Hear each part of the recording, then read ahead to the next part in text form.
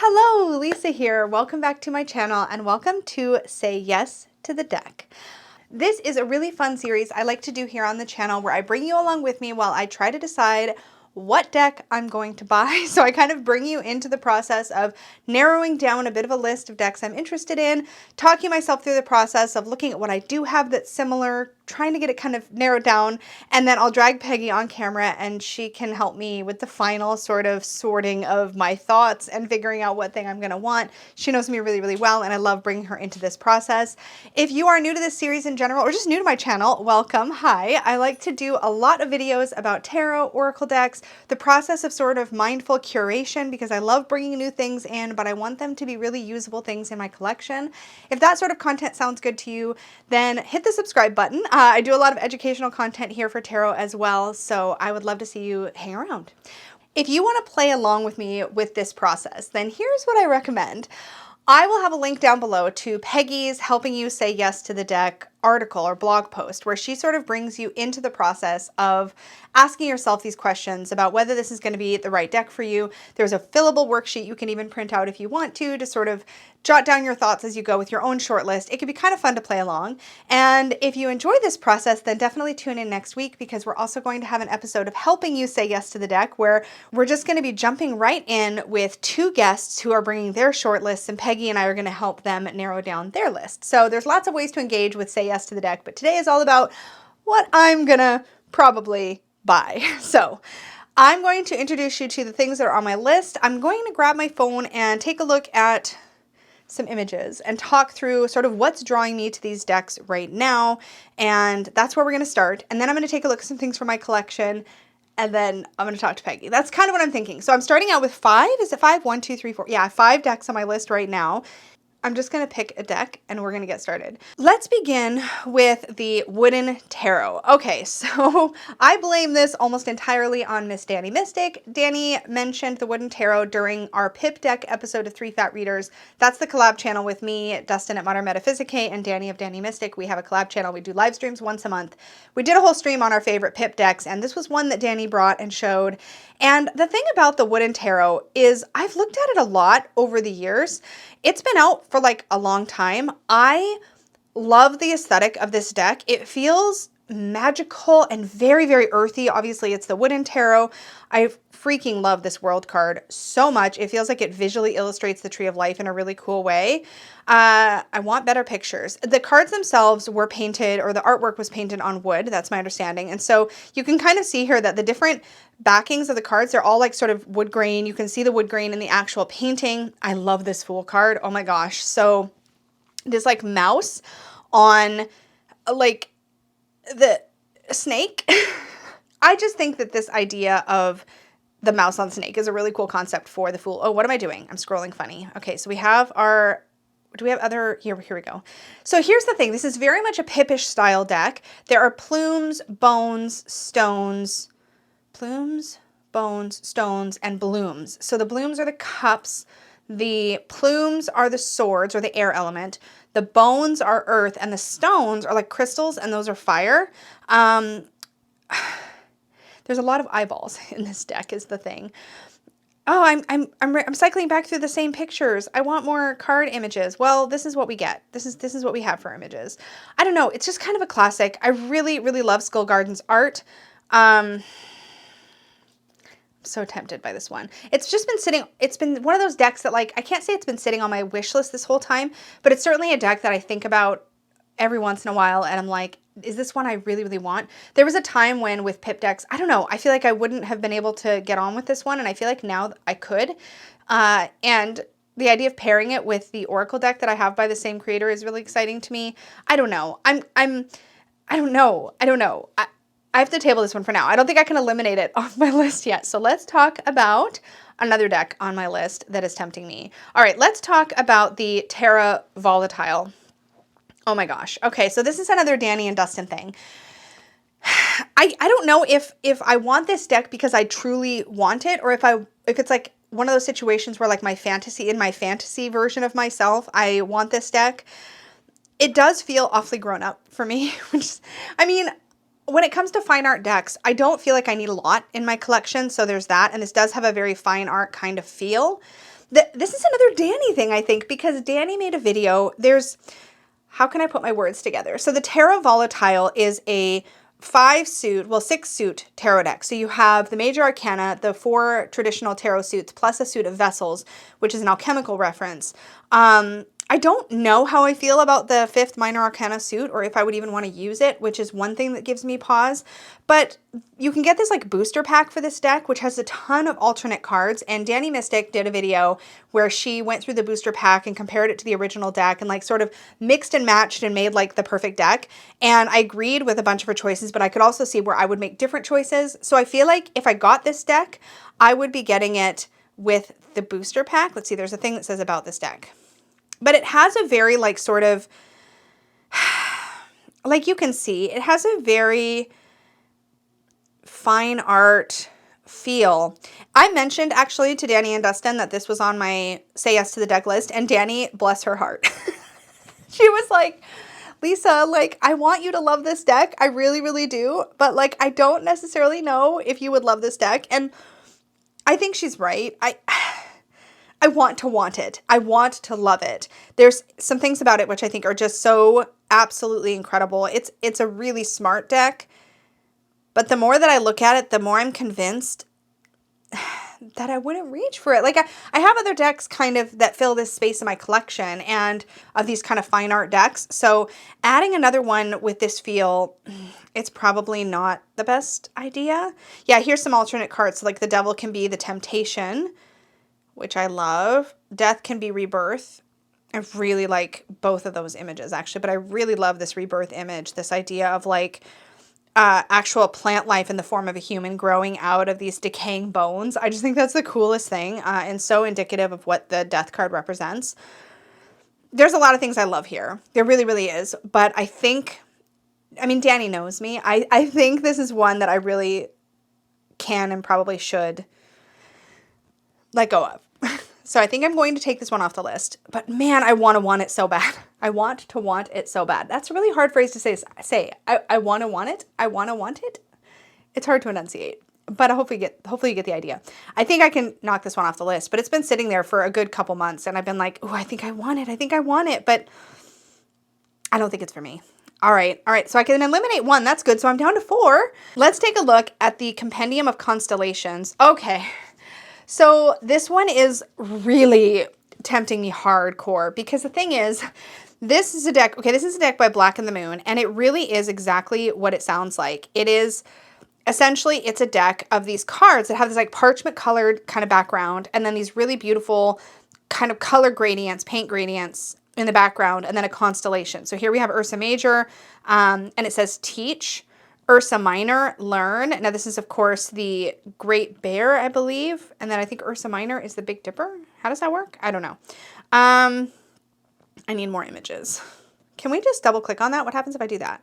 Nothing happens. Okay, cool. Okay, here we go. So here we have Pisces Ostranus and its intuition. So what I realize I like about this is that it's pretty. And I like the constellation concept. And I've had this deck, I'm not kidding, I've wanted this deck for years and I just keep not picking it up, and then it goes out of print and then I get sad and now it's back and I want it. Here's Lupus, wisdom, which Lupus is wolf, isn't it? Corvus for magic. Here's the issue. What I've realized I like about this is that it's aesthetically beautiful and I like the keywords, and there's like something like, I think there's 100 cards. Let's see. 88 constellation cards, 2 star cluster cards. So I think what I like is having such a large amount of oracle cards that have these keywords that are really expansive. Like I said, wisdom, magic. What else do we have here? We already looked at that one. What's this one? Heal. Like I feel like the keywords are really expansive, and I think that's the thing that really, really draws me in. So it's more like pretty cards with keywords I like on it, which feels overly simplified and I think might be the thing that talks me out of this deck. But I want to look at some other stuff in my collection, see if I can do that. I have a deck in mind that I think might scratch the itch, but I've been wanting this one for so long. Okay. The Ocean Dreams Oracle. I did not press buy the moment I could have when I first found out about it. This is an oracle deck by Ms. Danielle Noel, who is the illustrator of the Moonchild Tarot and the Starchild Tarot. These backings made me gasp out loud. They literally look like sunlight on water, on the clearest, bluest, purest water reflecting, and it looks magical. Magical. I am a major lover of the element of water. It is like I feel very much like a water baby, despite the fact that there is truly and honestly more air in my chart than water. But I feel very connected to the element of water. I feel very bonded to it, and the sea makes me feel the most myself of anything. I can't even begin to describe it. So I'm very passionate about the element of water. And then Danielle Noel goes and makes like a whole ocean themed oracle deck. Like, look, even just the packaging, the way that she has captured the energy of water here with the refractions and the rainbows. And this is just the cover of the dang box. What gave me pause initially was I couldn't see very many of the cards. So I've got some pages shared on Instagram. I think I'm going to go take a look at and reflect. But look at the rainbows and the waves. My fear is that I don't, like the other oracle decks that Danielle Noel's been a part of were actually authored by Rebecca Campbell. This is the first one that Danielle Noel has authored. And that excites me, but I have nervousness that will be similar to the Rebecca Campbell oracles, which ultimately didn't work out for me. But then I see stuff like Inner Sanctum. I think that's the passage. I think that's what that card says with the beautiful moon there. It's so pretty. I can't see a lot of the keywords and it's driving me a little crazy, but I think there's better examples on Instagram, so I will look at those.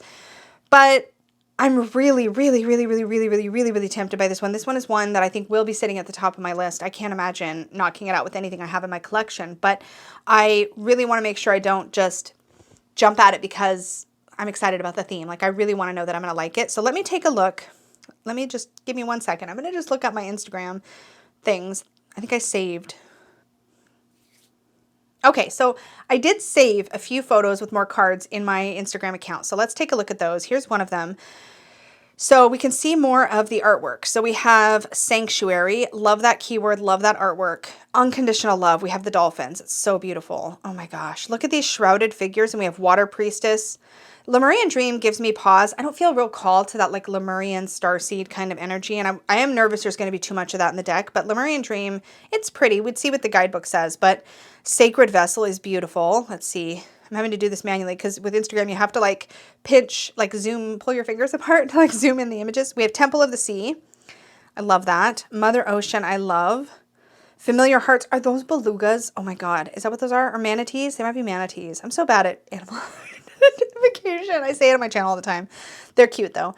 Polar Bear here in Purity of Spirit. And just her collage work is just so refined here from what I remember. Really, really beautiful. And here's some more images. So we have, there's the Mother Ocean again. There is Emergence. Okay, Emergence is, I love this so much. Emergence is a really strong theme. And I hope there's something here about diving in or diving deep or sinking.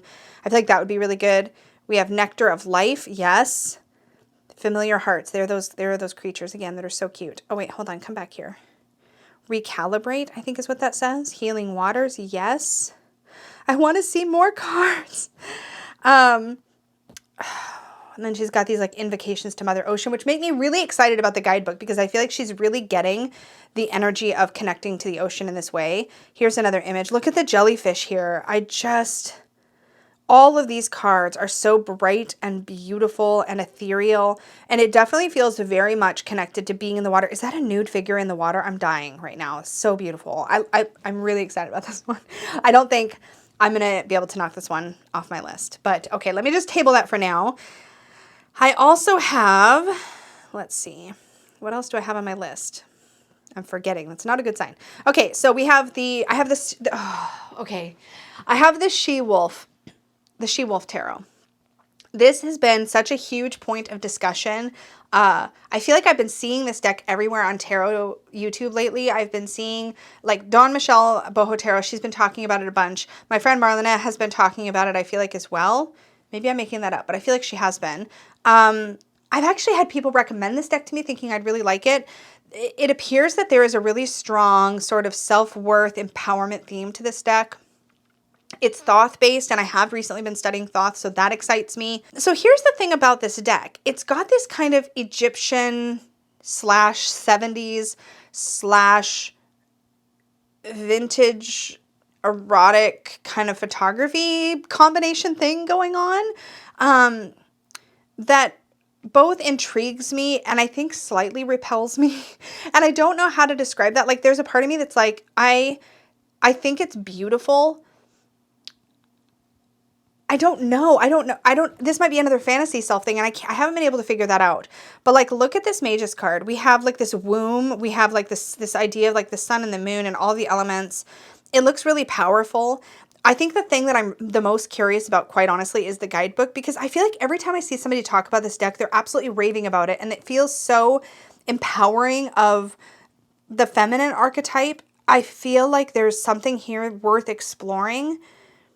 But there's a lot of abstractness to the cards. In fact, like here's a good example. See this Eight of Wands? It's like this rainbow of human bodies. And I'm thinking to myself, like, is this one of those decks that, and I just realized it kind of looks like the dark space between their heads where their hair, I don't know if this is going to make sense. It almost looks like, it looks like a spine, but it also kind of looks like little wombs all stacked up on one another, just the shape of it. Anyway, I think the thing about this is that there's this abstract element to it that makes me wonder if I'm going to even get it once I have it in my hands. Like, am I going to understand it? Is it going to speak to me?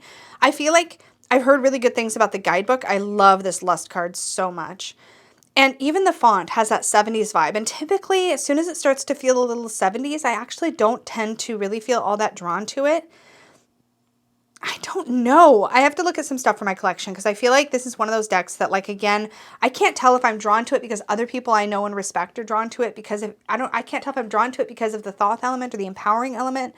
It feels like it could be a really strong self-worth deck, but I don't really know because I haven't spent any time with the guidebook. So I feel like this is one of those decks that I just honestly won't know how I feel about it till I have it, but that makes it a big risk. You know what I mean? And these aren't cheap decks, right? So price-wise, I know Peggy's going to ask me this too. I feel like this one probably would be the most expensive.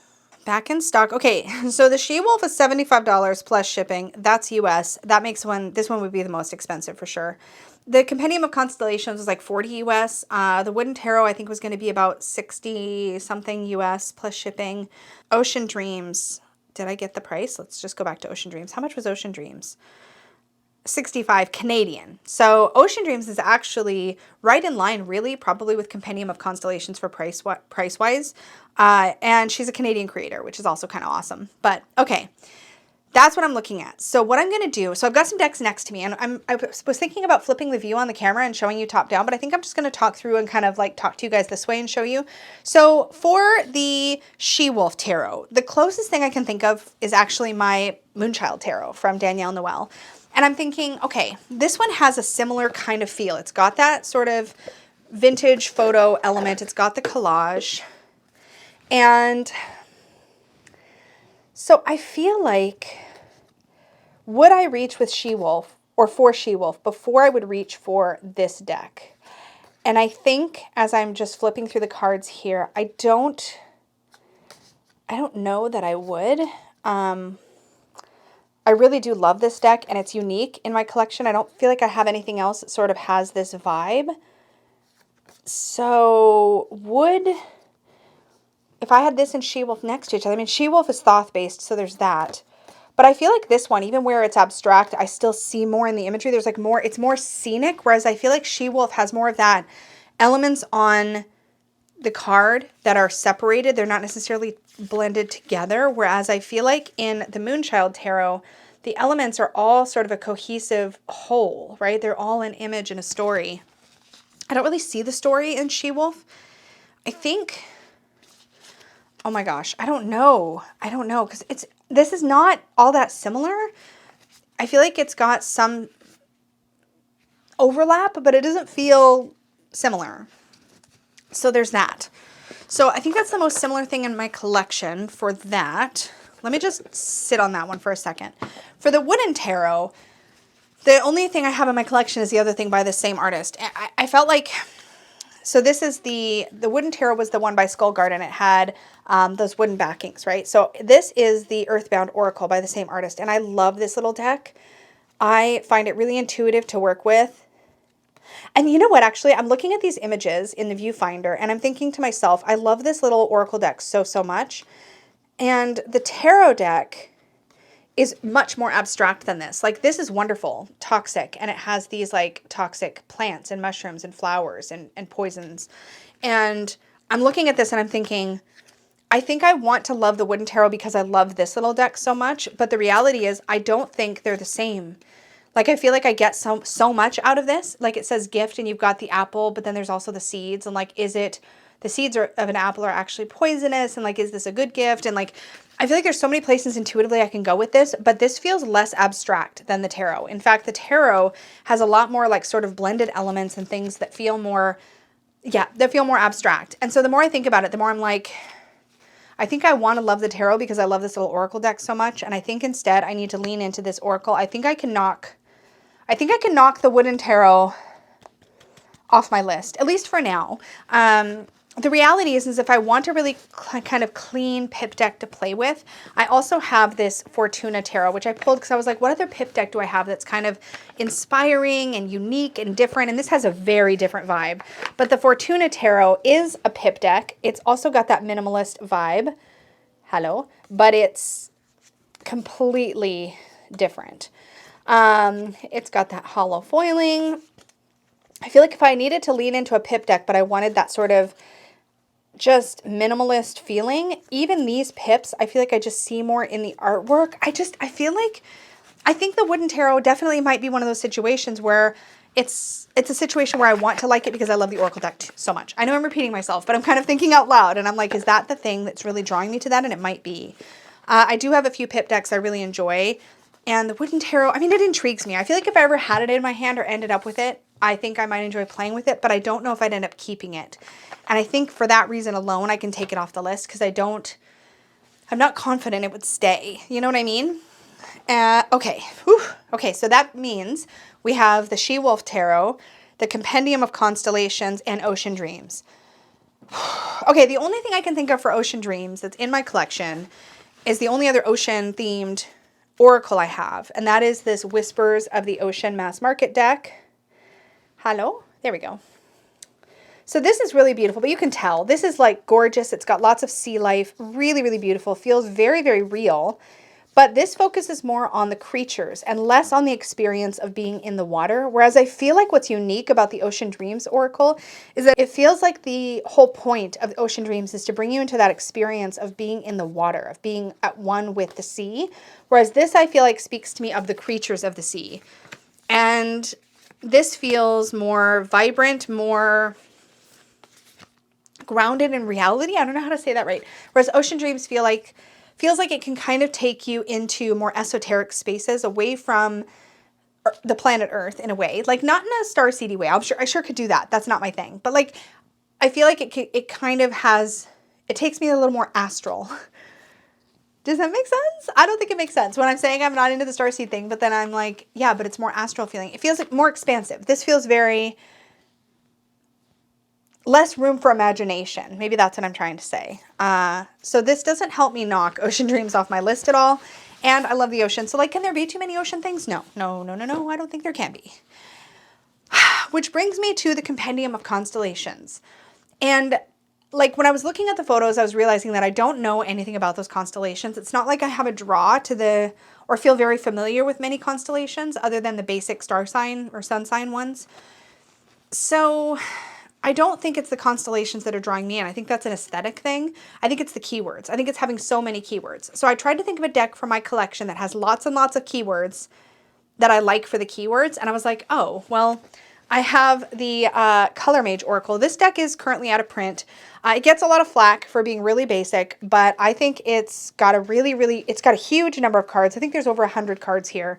Yeah, because like here's card 79 right on top. It's like paint colors in a way and with keywords. So this one is Tumbleweed, and underneath that it says Native Spirit. Jasper says Follow the Leader. But they're not a whole lot to look at, right? So I actually have this deck sorted out by its associated chakras. So it's useful for when I'm doing chakra work. But if I want like just a big stack of cards with tons and tons of keywords, I have that. It's again, I'm not attracted to, there's no artwork here to be attached to. It's just, I really like the sets of keywords. I like that the keywords are associated with the chakras. So I feel like if I just want a deck with lots and lots of keywords, I've kind of got that now. So what does the Compendium of Constellations add that I don't have here? And actually, when I say that out loud and I ask myself that question, what I realize is that nothing, because I have lots and lots of oracle decks with great keywords, and this has the added layer of the chakras that I can work with, whereas the Compendium of Constellations has an added layer of constellations that I wouldn't work with. So where's the benefit? And I think I just talked myself out of it, because I realized that, like, I'm drawn to it because I think I've been looking at it for so long, but I have other things in my collection that will do that job for me. And I feel like the pieces of that deck that make it extra special, which is the constellation associations, are not something that I'm particularly attracted to or drawn to. Like, I like the look of them, but like, I don't feel like I'm going to study all those constellations and really get intimately familiar with them, which means that I am down to, am I down to 2? The She-Wolf and the Ocean Dreams. Whew. Okay, time to talk to Peggy.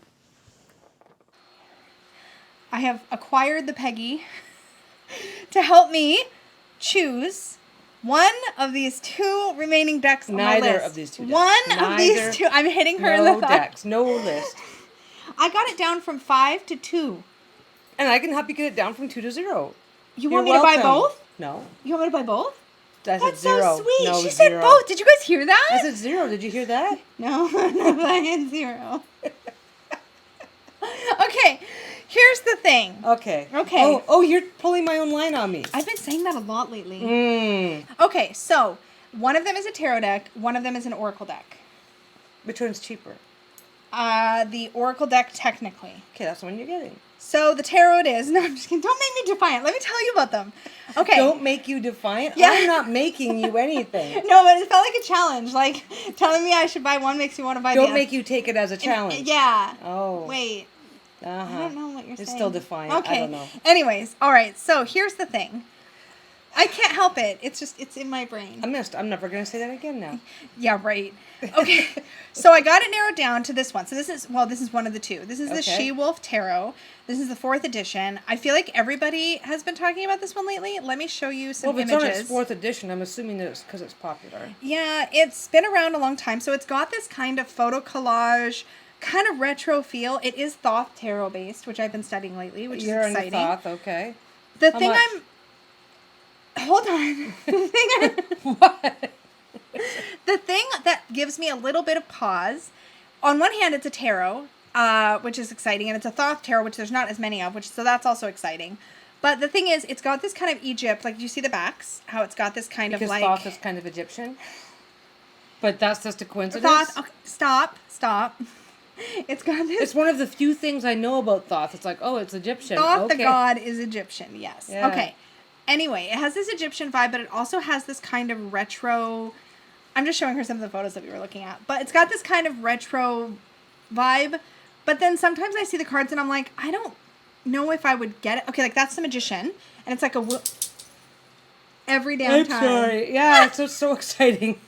Okay. Every damn time. Okay, wait. That's the 2 of Cups. You know enough about tarot. That's the 2 of Cups. Because it says 2 of Cups right on it. I'm going to kill and you. That's the Magician, because I know that Magus and Magician are basically the same thing. I'm trying to show you the artwork. But was I right? Was that the Magician? Stop! I'm trying to get your interpretation on the artwork. So, does that feel like a 2 of Cups to you? This is my concern. It's very abstract, right? Okay, but it's up to you. It's like... But I'm asking you. No, you said it's Thoth. I don't know anything about Thoth. Well, forget Thoth. Okay, that's the 8 of Wands. Those are bodies. It looks like a zipper. Oh, I didn't see the zipper reference before. It doesn't say a zipper. It just looks like a zipper. Yeah. I don't know. So, I think it's really cool. Okay, here's what I've heard about it. What is Mercury? It's a planet. Why is it in the deck? It's a bonus card that talks about communication. Oh, because that okay. Oh, because that makes sense. Is that what you were going to say? To me, no. Page of Cups, Knight of Cups. The thing that... Okay, it's really different. I don't think I have a lot in my collection like this. It does remind me a little bit of my Moonchild Tarot, which has a little bit of this photo collage. Thoth? No. Oh. Look at the Lust card. So lust is strength in the Thoth. That's one of the differences. Okay. I don't know if the 70s thing is what...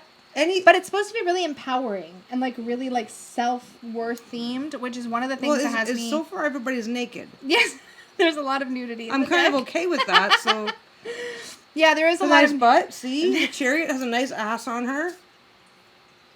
Oh, then again, the figure could be slightly androgynous. It could be a male. There's a lot of Looks nudity very feminine to me, though. in the deck. For sure. Okay. I don't know. I don't know. Okay. But it's exciting because it's so different.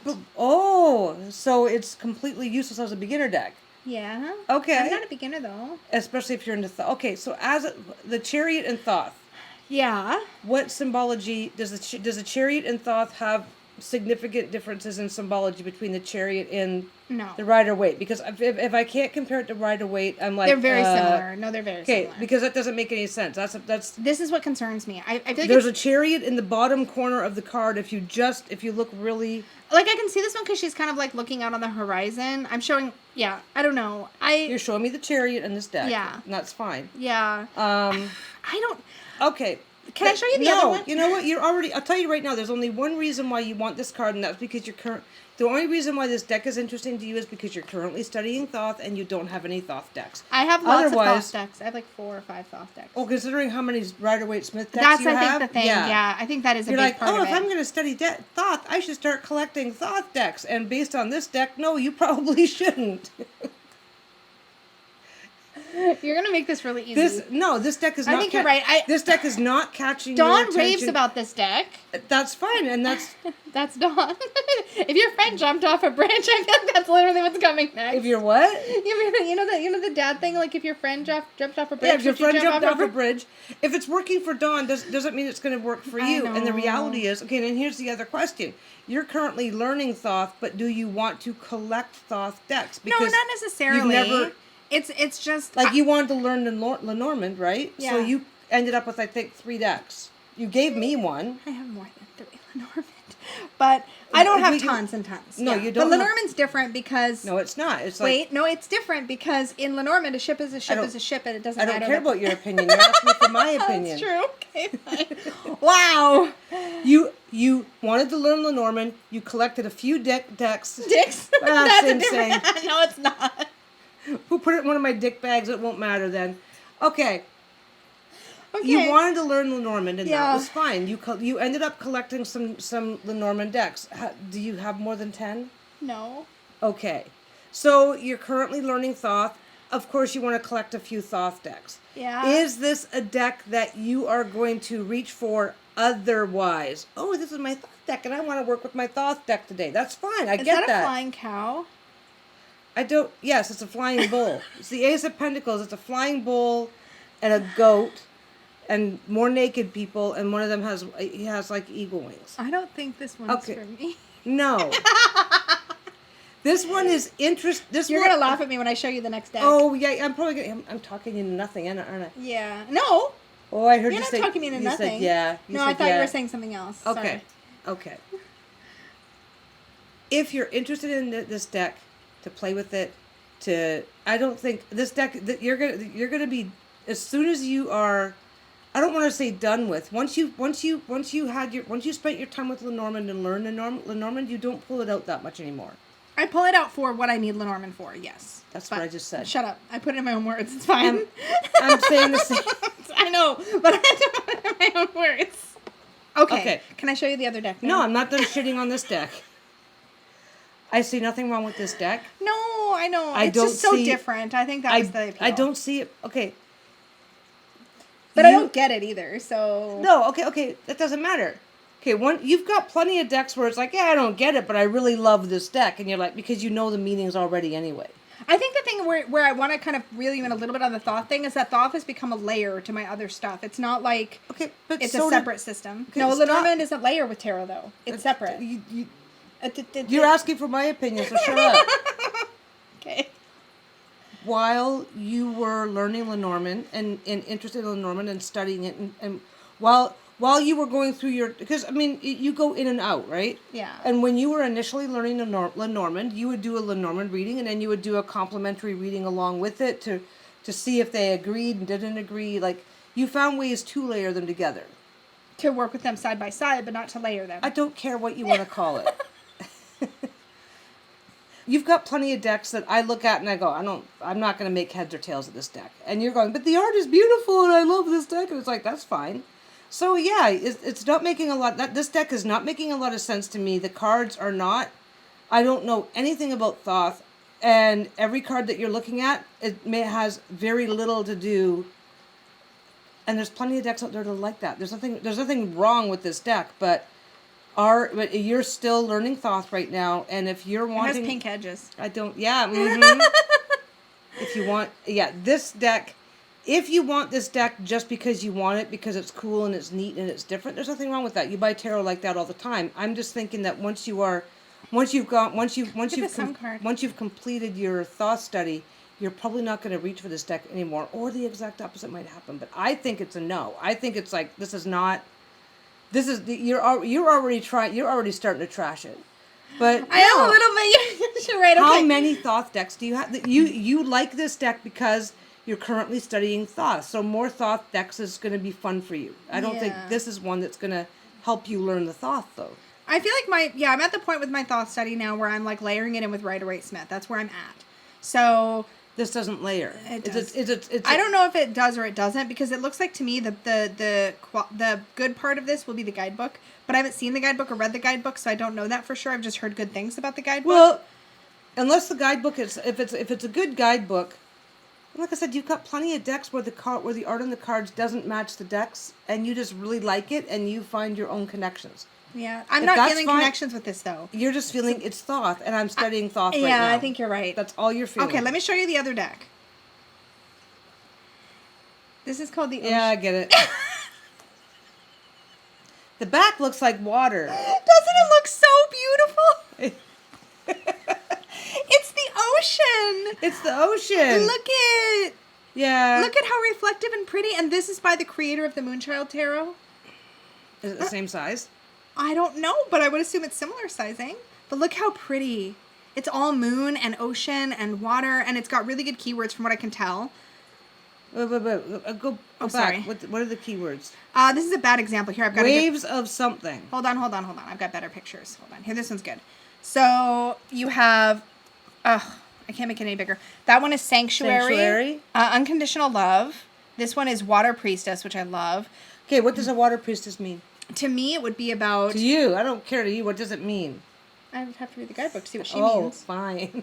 What matters is what it means to me. That's goof. True. Temple of the Sea. I also noticed that it has what looks to be a really chunky guidebook, and it's all ocean themed. You are addicted to your water theme stuff. I am. Okay, if you are determined... Here's more cards. If you are determined to get a deck and these... The only thing I can say is, like, why did you reject the other ones? Because that Thoth deck was entirely the wrong choice for you. Okay, let me briefly show you the other ones. For you. I mean, okay. I can objectively look at a deck and go, that's a really cool deck, and it's not going to... Okay, this was one that was on my list that I rejected. This is the Wooden Tarot. I have an Oracle deck by the same creator, but it's all about bones and flowers. There's a lot of eyeballs in this. It's a really earthy tarot deck, kind of pippish, but it feels really organic and earthy. But I think what I realized when I was looking at what I have is I have an Oracle deck by this creator that I really, really love, but it's less abstract.